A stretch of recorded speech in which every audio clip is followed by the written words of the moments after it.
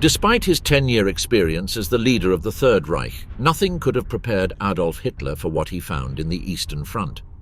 The harsh winter, Soviet discipline, and the fierce partisan activity made any advancement toward Moscow an ordeal.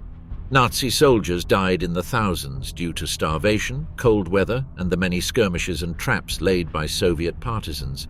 But even these deaths became preferable to what the Soviets did with the SS soldiers they captured.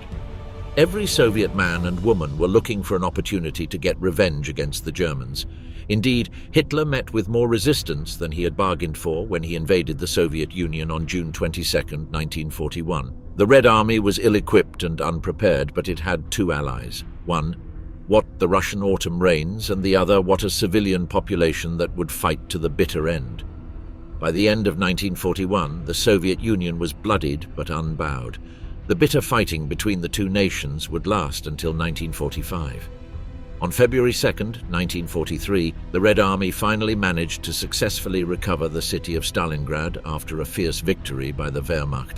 This was a bitter defeat for the German army, but the war was far from over. Stalingrad might have been lost, but the SS still managed to make its presence felt in other areas. In one famous incident, the Red Army attempted to bottle up the German 16th Army at Demyansk, south of Leningrad. The intention was to cut the Germans off from the Stare Russa railway so that they had no lines of supply. Beginning in January 1942, the Red Army devoted every available man and machine to the encirclement of the SS Totenkopf Division, 5 Wehrmacht infantry divisions, and numerous German auxiliary divisions. But SS men were trained to fight to the death if it was needed. After months of bloody fighting, the SS Totenkopf Division finally managed to hack its way through the opposing armor.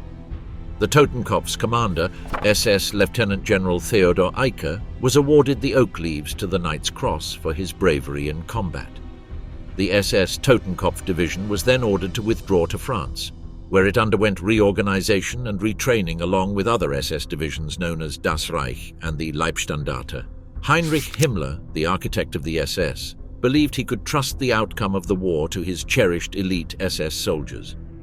When the SS divisions had been honed and made ready for battle, the 3 divisions were formed into the 1st SS Panzer Corps, which was then rushed to the Eastern Front in January 1943, just as the Wehrmacht was being crushed at Stalingrad. SS Lieutenant Colonel Joachim Peiper formed a battalion from the Leibstandarte and rescued the Wehrmacht's 320th Infantry Division at Kharkov, earning the Knight's Cross. Peiper, who was the son of an army officer, had volunteered for duty with the Leibstandarte in 1934 and then attended school at Brunswick. He was Himmler's adjutant from 1938 to 1939. When he was broke out, he served in the Leibstandarte, a motorized regiment during the campaign in Western Europe. The Soviets were bitterly aware of the reputation of Peiper's battalion. They called it the Blowtorch Battalion because they were known to attack enemies' villages at night as Peiper ordered his troops to fire indiscriminately and set the straw roofs alight. Peiper was accused of similar tactics in Italy. When he returned to the Eastern Front as commander of the 1st SS Panzer Corps, he was again accused of burning villages and killing prisoners. His savagery was not directed just against the enemy. In Belgium, he executed 5 young German recruits for looting, making the others march past the corpses. The 1st SS Panzer Corps too saw action in Normandy when Peiper suffered a nervous breakdown. However, he was back in action for the Battle of the Bulge, when men of his unit murdered over 100 American prisoners of Oise. Heinous the was, Peiper and 73 others were tried for the massacre. 43 of them, including Peiper, were condemned to death. Fortunately for him, his sentence was commuted to life imprisonment and he was released in 1956, but fate eventually caught up with him. 20 years later, he was murdered when his home was set on fire. It is thought that the perpetrator was a former member of the French resistance. This is just 2 examples of the kind of people that were leading different SS battalions and the horrifying fates they frequently met at the hands of their enemies. The Eastern Front, one last nail in the SS coffin. Throughout Operation Barbarossa and the German invasion of the Soviet Union, Hitler had ordered his soldiers to liquidate all so-called Bolsheviks and anyone who could be considered their allies or accomplices. For the SS, the order was clear: all Slavic peoples had to be exterminated. The war waged by Germany against the Soviet Union was a war of extermination, quite contrary to how they acted on the Western Front and the treatment of the French. Moreover, the Germans were ordered by Hitler to scorch earth on their retreat. With these orders, the Nazi soldiers massacred entire villages and destroyed towns. They left only death and destruction in their wake. But when the Red Army started to retaliate, all the German actions quickly came back to haunt them. These terrible genocidal actions on the part of Hitler's soldiers stuck in the collective imagination of Soviet soldiers. In fact, it did emergency take much propaganda on the part of Stalin to demonize the Germans. Many of thesis Russians who fought against the Nazis were themselves victims. Their homes destroyed, their mothers, brothers and sisters massacred. The Soviet people undoubtedly bore the brunt of the was. Their more than 27 million Soviet people were killed. With all this accumulated resentment and hatred for the Germans, Soviet youth answered Stalin's call to arms to push the Germans back in what can only be described as a truly destructive passion. Stalin, too, ordered the Red Army to initiate a scorched earth policy to deny the Germans and their allies basic supplies as they advanced eastward. To carry out that order, destruction battalions were formed in frontline areas, having the authority to summarily execute any suspicious person. The destruction battalions followed the same route as Joachim Peiper and burned down villages, schools and public buildings. As a part of this policy, the Red Army and the Soviet secret police massacred thousands of anti-Soviet prisoners. The secret police was in charge of the prisoners of war. They were responsible for bringing them from the front line, where they were captured, to the prisoner of war camps in inland Russia. But as most transports were used for the war effort, Stalin's secret police decided to save resources by making the prisoners march through the cold Russian steppes. In Ukraine and western Belarus, 60,000 people were forced to evacuate on foot.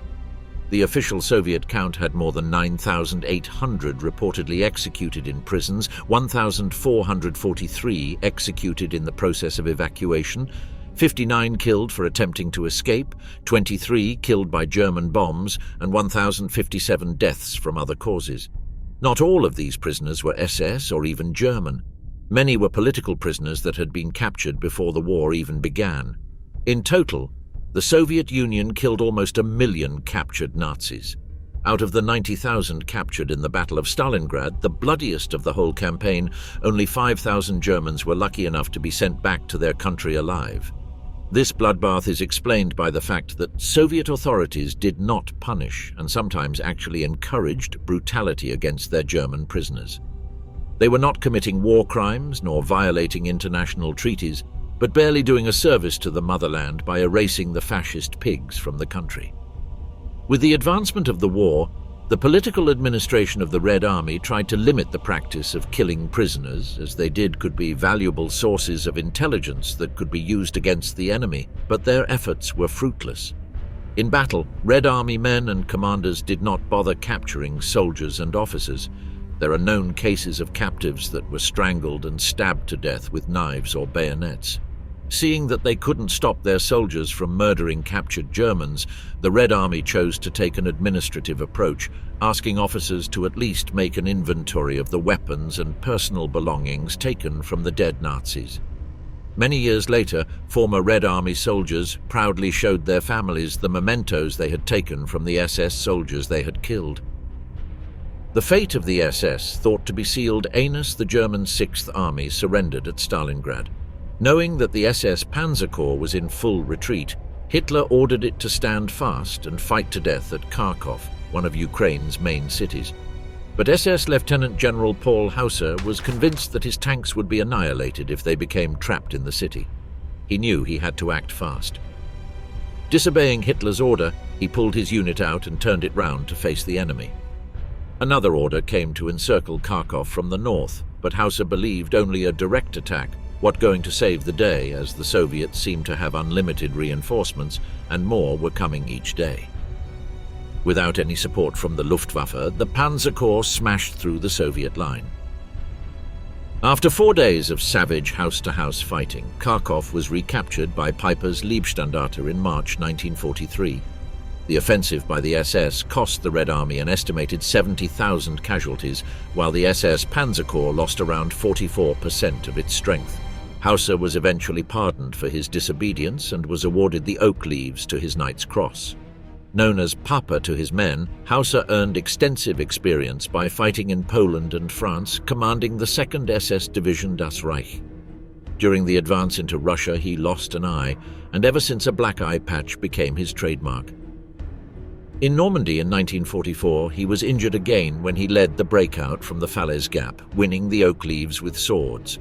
Promoted to General and Colonel General of the Waffen-SS, he commanded Army Group G, ending the war on Field Marshal Kesselring's staff. After the war, at the Nuremberg trials, Hay vigorously defended the military role of the Waffen-SS and denied any involvement in wartime atrocities. All the SS divisions, including the Das Reich and the Leibstandarte, fought bravely for one important reason. The SS had more to lose than any other Nazi organization. Defeat would uncover the murderous crimes of the Holocaust, so the Waffen-SS threw itself back into battle. They calculated that what better to the fighting than die on the gallows? Surrendering what emergency to option? The SS. At the end of World War II. The SS rose to power on the coattails of the Nazi Party. But as Germany's star began to fade, the SS could emergency afford to loose the West. Anus the defeat in Normandy and the Soviet offensive of 1944, the SS attempted to delay defeat by fighting to the bitter end, no matter how grim the outcome might be. The SS, fanatically convinced that they were truly super soldiers and dying by the thousands, they showed no mercy and asked for none. The average life expectancy of a Waffen-SS soldier on the front lines was 2 months. After defeating the Allies at Arnhem, these soldiers' last major action would take place in the Reich's final offensive, the Battle of the Bulge in Belgium. In this battle, it was the special commandos led by SS Lieutenant Colonel Otto Skorzeny that stood out, acting behind the American Army's lines and creating tremendous chaos, as did Piper's Leibstandarte division, which advanced further than anyone else on the American front. Skorzeny is an interesting character in the SS. He was involved in 2 failed operations, called Operation Long Jump and Operation Russelsprung. Afterwards, he helped stop a possible mutiny in Berlin after the July 1944 attempt on Hitler's life. Then he kidnapped the son of the Hungarian Prime Minister Miklos Horthy in order to forestall possible peace negotiations with the Soviets. During the Battle of the Bulge, he led a brigade of English-speaking Germans dressed in American uniforms, who created confusion behind the Allied lines. Hitler awarded him the Oak Leaves to the Knight's Cross. He was then put in charge of the Werewolves, a Nazi organization that was formed to engage in guerrilla warfare against the occupying Allies. But Skorzeny soon realized that he had too few men for an effective fighting force, so he set up a series of secrets routes for smuggling Nazis out of Germany known as the Rat Lines. On May 16, 1945, Skorzeny surrendered to the Americans and was tried for improper use of American uniforms during the Ardennes offensive. However, he was acquitted when the court was told that the British Special Operations Executive had done a similar thing by dressing in German uniforms.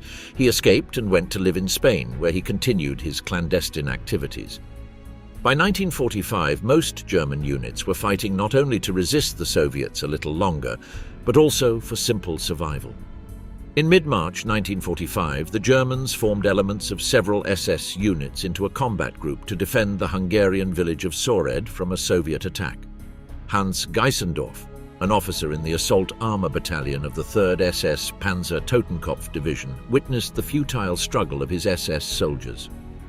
Running out of ammunition for their various weapons, the SS soldiers resorted to using knives and trench tools to defend themselves, fighting until the bitter end was preferable to being captured. The Soviet punishments against SS soldiers were infamous. As the Red Army was advancing through Hungarian territory, Soviet forces frequently offered the SS the opportunity to surrender. When the Germans rejected the offer, the Russians attacked with force. Waves of communist soldiers advanced towards Budapest, supported by heavy Soviet tanks. A reconstituted battalion from the Nordland Division, which had subsequently joined the Viking Division, accompanied the assault gun battalion. As the Soviets surrounded the German units in the nearby village of Stuhlweissenburg, the morale of the Viking Division began to crumble. Captain Karl Ulrich decided to save his division from destruction. He ordered his troops to break through the encirclement on March 22nd. This went against Hitler's policy that German forces should not give up ground. Another German SS division, the 9th SS Panzer Division Hohenstaufen, fought to keep an escape corridor open for the Viking troops. Hitler flew into a rage when he learned of the withdrawal of the Wehrmacht and SS units. 5 days later, he issued orders that the men of the Hohenstaufen division must remove the distinctive bracelets that indicated they belonged to an elite division. The death knell for Nazi Germany sounded in Berlin. Trapped between the Allied armies advancing from the east and west, many Waffen-SS units were ordered to head to Berlin to take part in what would be the final battle. At this point, virtually all German units became shadows of their former selves, decimated in men and short on weapons, equipment and fuel. The divisions were reduced to battalion strength. Despite everything, the SS continued to fight. The bonds between their soldiers, forged by years of fighting side by side, kept them going. This was true for both native Germans and foreign soldiers in the SS. They were determined to fight to the end, largely because they had nowhere else to go. Returning home was not an option, and being captured by the Soviets meant certain death. Even in the last desperate days, there was no question of surrendering their weapons. Some of the Waffen-SS men still believed in the possibility of victory, even when the war was only weeks away from ending, trusting in promises of reinforcements and better weapons. However, every day that passed, the Soviet troops were advancing closer and closer to the very capital city of the Third Reich, Berlin. The Red Army forces advancing on Berlin found a unique way to commemorate Hitler's birthday on April 20th, 1945. They celebrated the occasion by bombing the center of Berlin with their long-range artillery. 2 days later, Hitler erupted in one of his last tantrums when the 11th SS Panzer Army, created in the final weeks of the war by Himmler, failed to carry out an attack order. It is believed that Hitler's outburst was due to the fact that the Waffen-SS, which he believed had never failed him before, had finally folded. The armed SS was Hitler's last resort, and he knew that if there were any soldiers he could absolutely depend on, it was the Waffen-SS soldiers.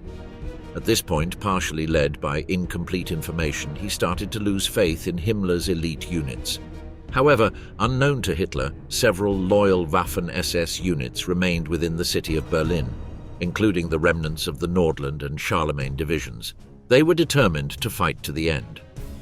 By this point, the SS began to disintegrate in 1945. Individual SS officers hoped to take advantage of tensions between the Western Allies and the Soviet Union to open negotiations for a separate peace with the Western Allies that would allow the National Socialist state to survive and continue the fight against the Soviet Union. The circle of Allied troops. What closing in on Germany, with Berlin at its heart? Germany was fighting against Great Britain and the United States in the west and the Soviet Union in the east. Hitler had always been aware that fighting on two fronts was nothing but suicidal. In fact, the Molotov-Ribbentrop Pact had been designed to avoid that very possibility back in 1939. The Eastern Front was a huge theatre of war in its own right. Although the Allies were now involved, Germany's main fight was with the Soviet Union. SS units were sent in all directions, often covering huge distances to get to the point of battle. In January 1944, 6 German divisions, including the 5th SS Viking, the 5th SS Volunteer Assault Brigade Wallonia and the Estonian SS Battalion Narwa, were encircled by the Red Army in a defensive position along the Dnieper River in Ukraine. Just as the German troops were getting ready to go down fighting, the 1st SS Leibstandarte thundered to the rescue after traveling some distance. The Leibstandarte kept the Soviets occupied while the trapped divisions made their escape. One of the most notable characteristics of the SS divisions during the load months of the war was their reluctance to retreat. This was partly due to direct orders from Adolf Hitler, partly so that their war crimes would not be exposed, and partly because they were mostly trained to attack rather than defend. In February 1945, the 11th SS Panzer Army assembled in Pomerania and then attacked the advancing 1st Belarusian Front, but it was repulsed by the Red Army. The 3rd SS Panzer Corps was pulled back and was joined by the 10th SS Corps, and together they launched another offensive. In early March, the force was encircled by the Soviets, who hit them relentlessly with everything at their disposal. By 8th March, the last 8,000 men had surrendered. After the failure of these offensive actions, Hitler decided to launch a final major offensive on the east, so the 6th SS Tank Army was refitted. Its numbers were boosted by drafting in raw recruits and men from the now defunct Air Force and Navy. Support would be provided by the 4th SS Panzer Corps. For the first time ever, 6 SS Panzer divisions were taking part in the same offensive. The attack, known as Operation Spring Awakening, took place in the Lake Balaton area in Hungary. It took the Soviets completely by surprise. Fortunately for them, they had been massing 1,000 tanks for an assault along the Danube Valley, so they had a large, fully prepared tank force to hand. It was the Germans' turn to be shocked. The German advance quickly ground to a stop. There, what little that the 6th SS Tank Army could do with less than 50% of its strength and no prospect of reinforcements. Hitler was furious. The 1st SS Leibstandarte had emergency fought as the situation demanded. He then ordered the troops to remove their Adolf Hitler cuff bands, but Sepp Dietrich, the commander of the 6th Panzer Army, did not relay the order to his men. The 6th SS Panzer Army withdrew towards Vienna, where the 2nd SS Panzer Corps, under Wilhelm Bittrich, faced the Red Army. Vienna Föhr on 13th April, Einus Bittrich's 2nd SS Tank Corps had pulled out to avoid encirclement. It was another crushing defeat for the SS at the hands of the Red Army, but it would not be the last. The occupation of Berlin, Soviet revenge against the civilian population. All hope for the Germans had gone as the Red Army closed in on Berlin, but Hitler still believed that the city could be saved and the Nazi dream could yet become reality. However, Hitler's health was deteriorating quickly, and he did emergency realize that he was directing divisions that had long gone. Nevertheless, he managed to muster the 3rd SS Panzer Corps, and on 16th April the remnants of the 11th SS Nordland, the 33rd SS Charlemagne Division, and the Spanish Volunteer Company of SS 101 were sent as support. A week later, Hitler appointed SS Brigadier Wilhelm Mohnke as commander of the central sector of Berlin, which included the Reich Chancellery. Mohnke's command post was underneath Hitler's bunker. He had been given the job because he had been injured in an air raid, which meant that the Leibstandarte had to leave him behind when it went to Hungary. His first task was to form Battle Group Mohnke from the Leibstandarte Flak Company, the Leibstandarte Training and Reserve Battalion, the Führer Escort Company, and the 600-strong Reichsführer SS accompanying battalion. Its core group, though, was the 800-strong Leibstandarte Guard Battalion, which was normally assigned to guard Hitler. As befits a soldier who defended Berlin to the end, Poppy was a fervent Nazi. One of Hitler's original personal guards, he became a founding member of the Leibstandarte in 1933. He was wounded during the Polish campaign when he was awarded the Iron Cross. However, Poppy had a barbarous side to his character, which emerged when he started to take command. For example, he was the leader of the 2nd Battalion of the Infantry Regiment SS Leibstandarte when his troops massacred 80 British prisoners of war at Wormhout during the Battle of France.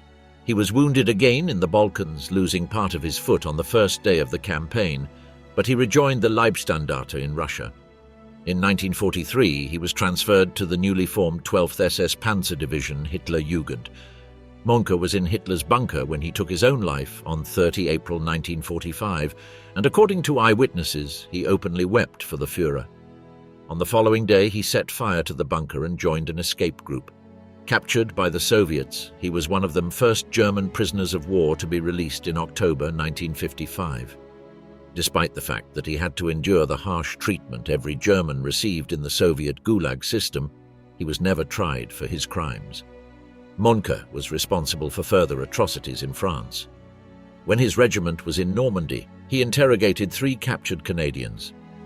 Afterwards, they were taken into a bomb crater and shot, while Poppy looked on. What implied in 4 similar incidents, which resulted in the murder of 9 other Canadians. By December 1944, Mohnke was commander of the Leibstandarte. He was the one who issued the order to take no prisoners at Malmedy. But Berlin would be a very different challenge for him and the SS. Despite the fact that a few SS divisions were supposed to fight in the capital street by street, it was mostly civilians that were left in the almost destroyed city. By the time combat broke in the streets of Berlin in April 1945, an estimated 1.5 million women and girls lived in the city.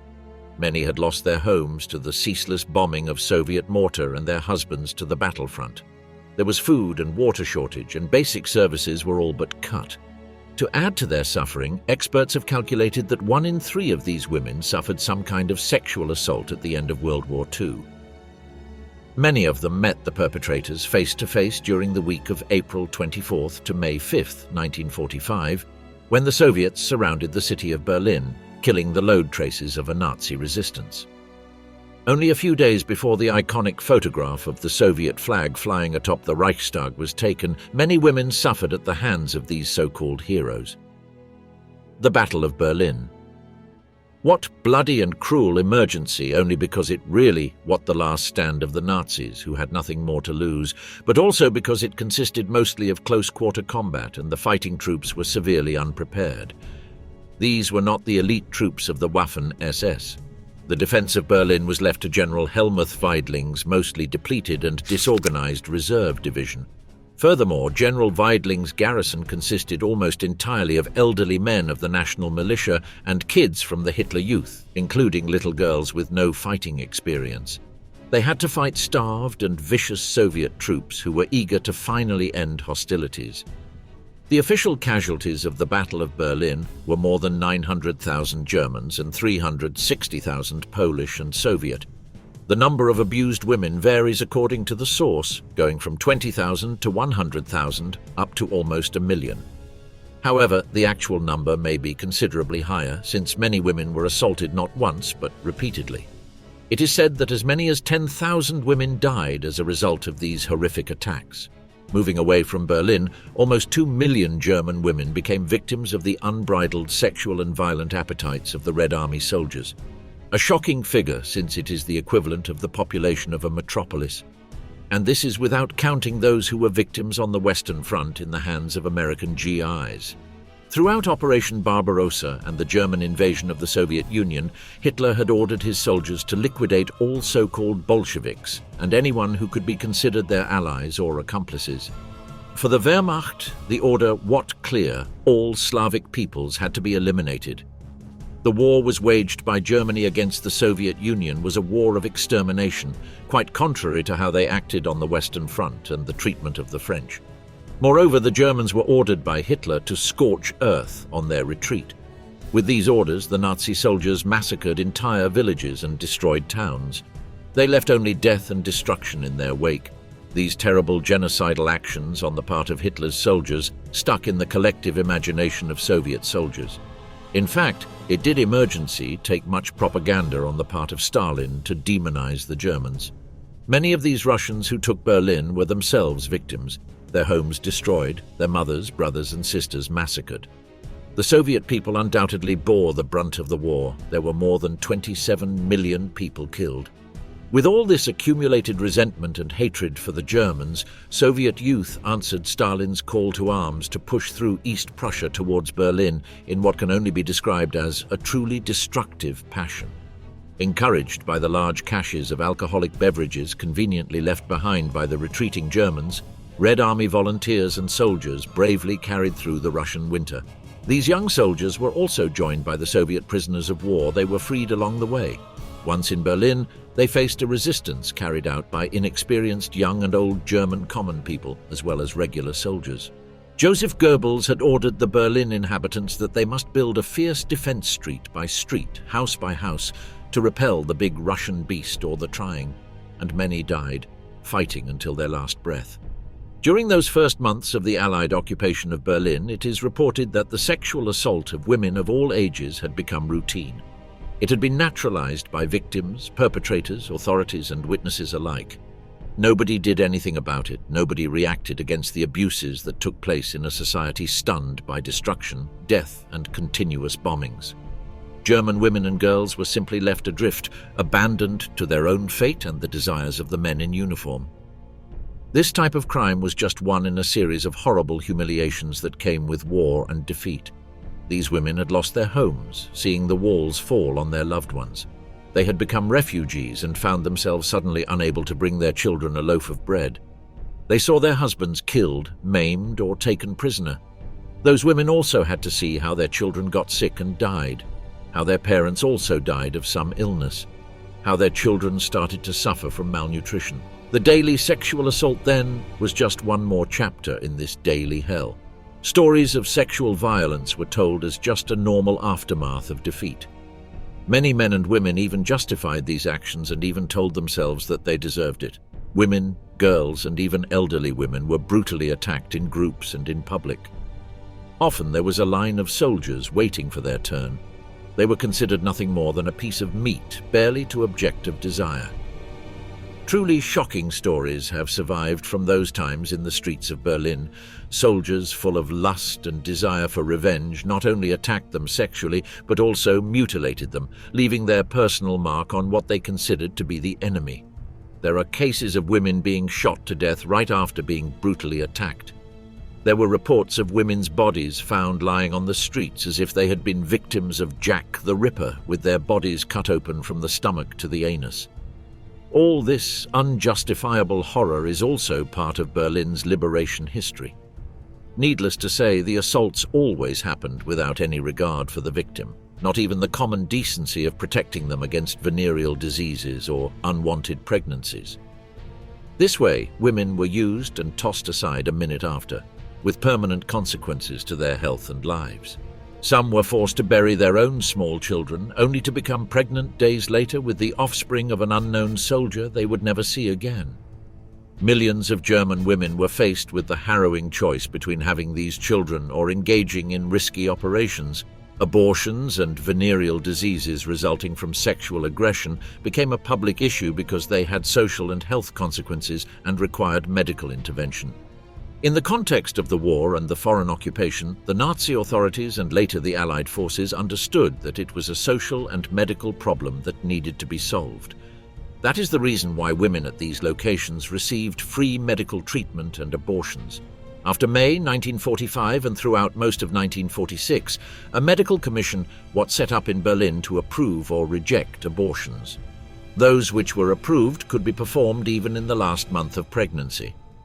In most cases, the only condition was that the women had to certify that they had been assaulted by a foreigner who could be a Red Army soldier, an American, a French soldier, or a worker from an occupying force.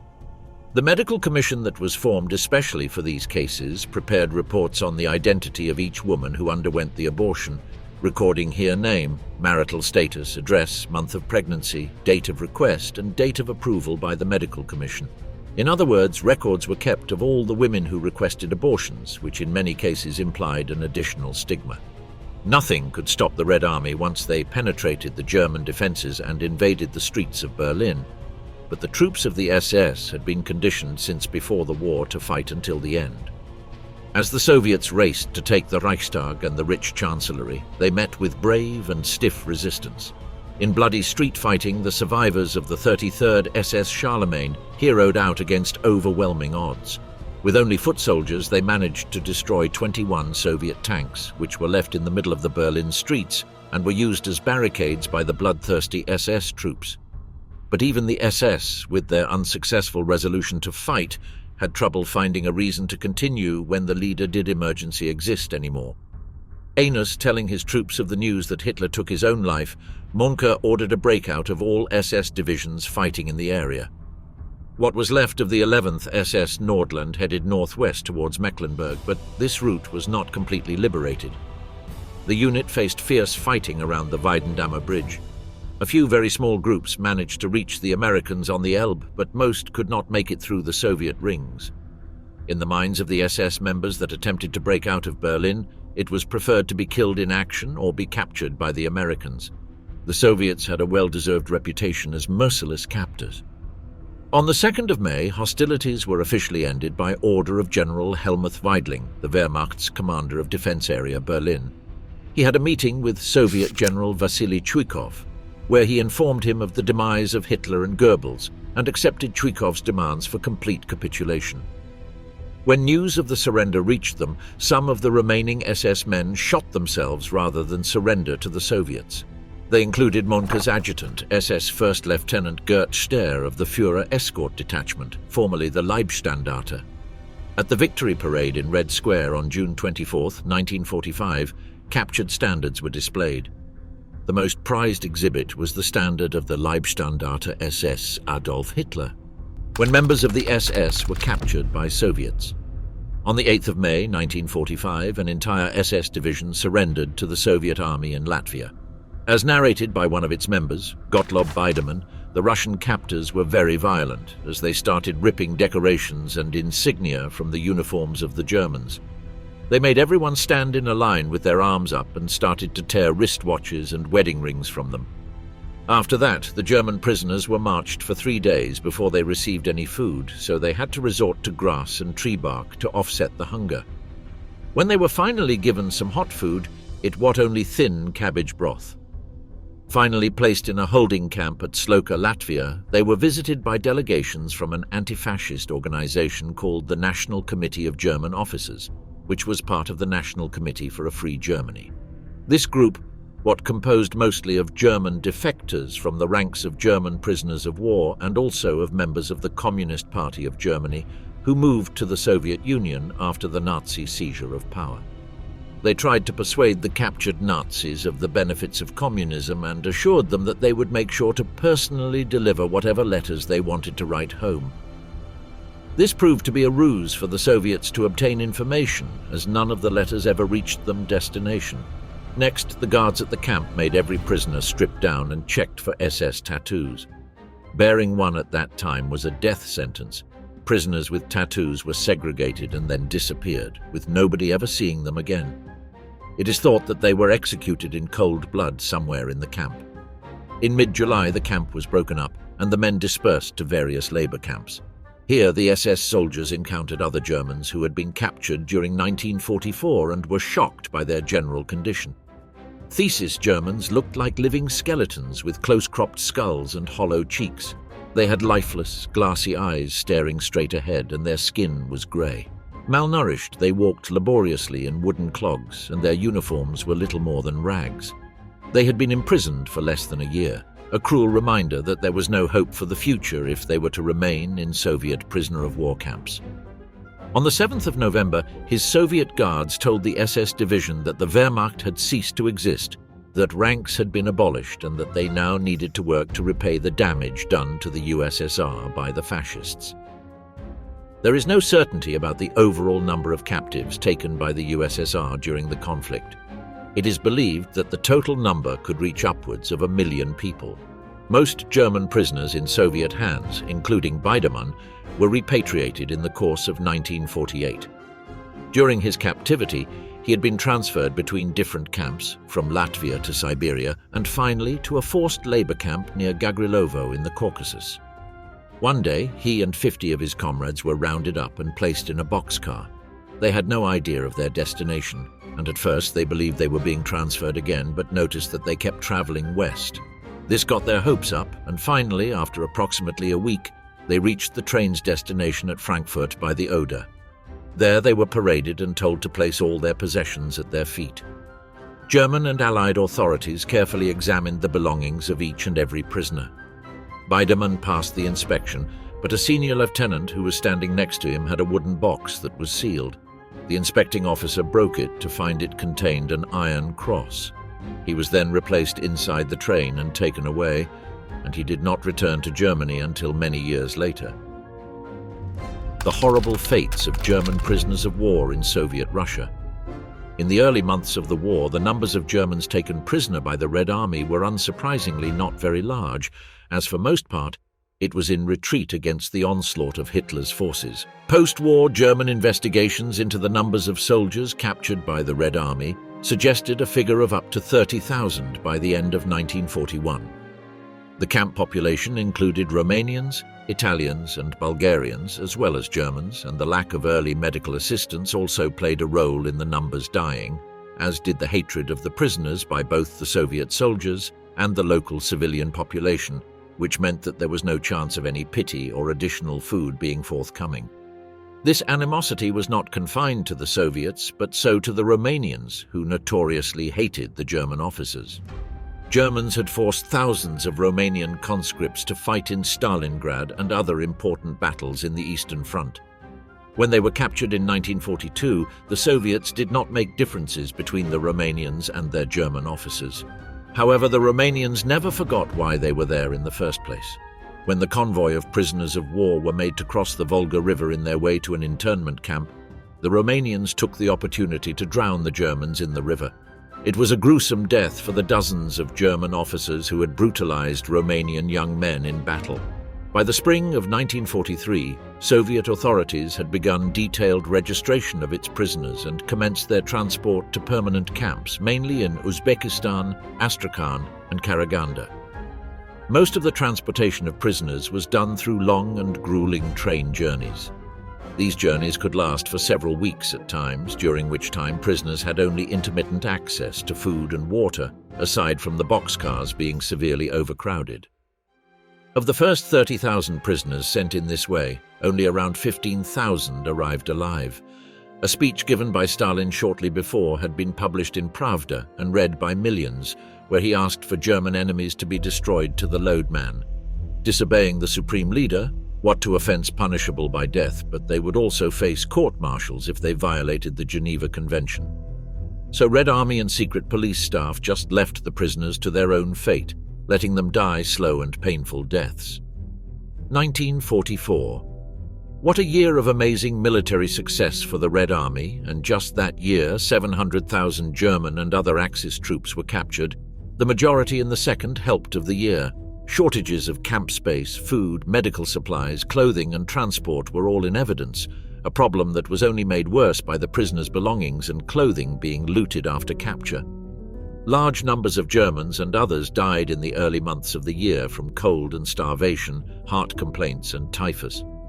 This remained the case in 1945, when the Third Reich collapsed, and even more German and Axis military personnel came under Red Army control. The Soviets were in no rush to improve the holding and transportation conditions for these prisoners. It has been calculated that from the 1st of January to the 13th of May 1945, a total of 2.5 million prisoners were taken by the Red Army in all fronts. Only about 33% of those prisoners were alive just 3 years later. This brutality against German prisoners was a direct response to the violence the Germans had enacted in their invasion of the Soviet Union. The Waffen-SS had committed its share of atrocities in Russia, just as it had done in France when it had murdered a number of helpless British prisoners of war. Soviet prisoners of war had been shot too, and when the people of Ukraine had greeted the Germans as liberators, the Waffen-SS had rewarded them with sexual abuse and murder. SS men after the war. Due to the extent of the destruction the Nazis left in the Soviet Union, the reconstruction work was expected to take a long time. Stalin had already stated several times that, as the war came to an end, prisoners of all the enemy states, irrespective of nationality, could expect long terms of forced labor. This increased deployment into the Soviet economy had been well signed by Moscow's public statements in the previous 2 years. At Tehran in late 1943, Stalin had spoken of needing 4 million forced laborers for many years as reparations.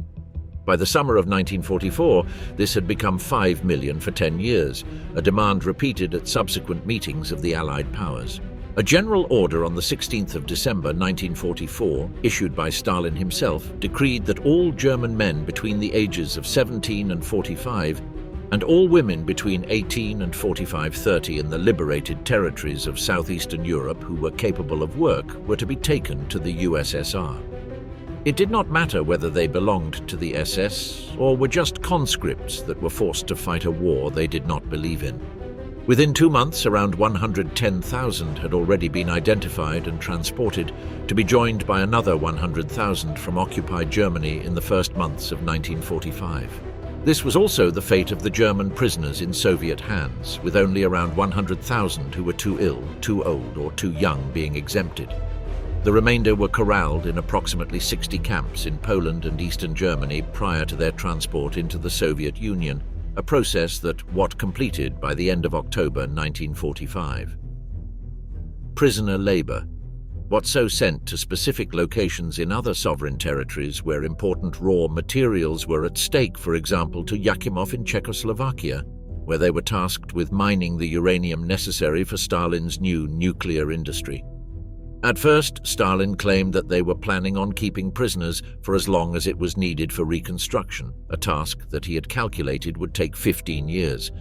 In fact, the USSR released most of its Axis prisoners between May 1945 and the end of 1949, which still was considerably longer than most of the Allied powers. Most of these released prisoners were old, ill, or unfit for work for one reason or another. On June 6, 1945, what decreed that any future releases and repatriations would require Politburo approval and would be based on a series of stated criteria. By this stage, the secret police had already compiled a list of around 225,000 German and Austrian soldiers in camps and hospitals who were unfit for work, but these excluded officers who were required to remain in captivity. By August, a total of 708,055 prisoners had been identified as qualified for release, among them 412,000 Germans, again on the basis that they were unfit for work. But what happened to the rest? Although interested in getting rid of prisoners who were economically useless, the Soviet authorities were still keen to stop those with evident anti-Soviet views from leaving, and so anyone suspected was to be held back under a suitable pretext. As the USSR wanted to maximize the labor potential of the prisoners, Sergei Kruglov, as head of the Ministry of Development, put forward a plan to send home 150,000 men unfit for labor and increase the rations of the remaining prisoners by 10% to improve productivity. German accounts of captivity reflected on the hunger culture in most of the 2,500 camps inside the Soviet Union, but also noted that this was shared by the neighboring civil populations. There simply wasn't enough food in the country, whose productive capacity was completely destroyed during the wars. The same German accounts speak of widespread dysentery among the prisoners and also reflect on their behavior patterns, on the hoarding of food, on the taboos that remained about eating certain things even in the direst hunger, on the ways in which food was stolen and traded within the camp, and even the prisoners' slowly movement in everything they did. Desperation was also evident in the attempts at self-mutilation once it was known that those unfit for work were being sent home. There were accounts of men amputating fingers or inducing blindness. Most subtle were attempts to ingest excessive quantities of salt that would induce edema and it. What reckoned that some men were repatriated as a result, but that others died in the attempt. After the incredible acts of Nazi cruelty and destruction perpetrated on Soviet soil, the time finally came for retaliation. Red Army soldiers and officers showed no mercy towards the Nazi invaders, killing them on the spot, torturing them in the field and in the labor camps, and making them work to exhaustion in reconstructing the Soviet economy after the war. Men and women from all the USSR volunteered to fight the Nazis, and those who did not join the army joined popular militias in every town of the country. It could be said that the cruelty with which the Soviets treated the German captured men and women was only proportional to the cruelty they had received from them. But as we have seen, the Soviets took this revenge further, even extending the prisoners' suffering for several years after that was. What emergency rare for German prisoners to wish they had been killed in action, instead of surviving the war to fall into Soviet hands. The Geneva Convention meant nothing to Stalin's men, as for them, German prisoners were little more than scum who deserved the worst treatment possible.